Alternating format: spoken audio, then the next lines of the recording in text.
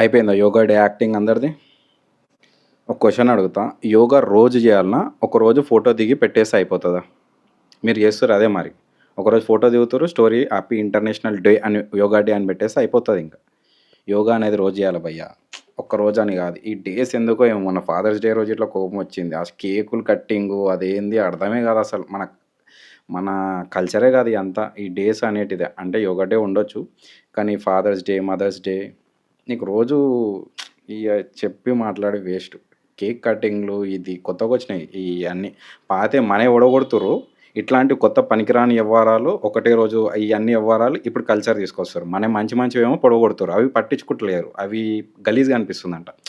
అయినా యోగా డే ఎందుకు చెప్తున్నా అంటే జిమ్ నుంచి వచ్చేటప్పుడు స్కూల్ పిల్లల్ని ఒక 200 మంది పిల్లల్ని గ్రౌండ్లో నిలబెట్టి ఎండకు నిలబెట్టేసి వాళ్ళకి ఏదో పోజులు చెప్తారు.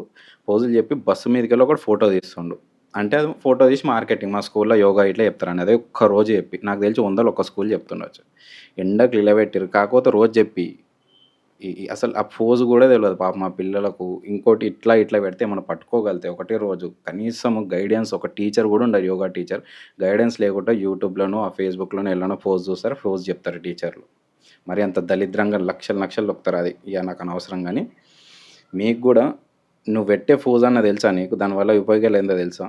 సంవత్సరం మొత్తం చేయి, నీకు అధికారం ఉంది స్టేటస్ పెట్టేది. ఎవడన్నా నేను క్వశ్చన్ అడగొచ్చు, అన్న అది ఏం పోజ్ అన్న, ఏం చేస్తారన్నా, అది చేస్తే ఏమవుతుందని. మాటలు వేస్ట్. ఈ డేస్ అనేది మరీ దరిద్రంగా తయారైనాయి. మన కల్చర్ని తీసుకురారు. ఈ యోగా అని కాకుండా వేరే డేస్ ఉంటాయి కదా. Happy international yoga day.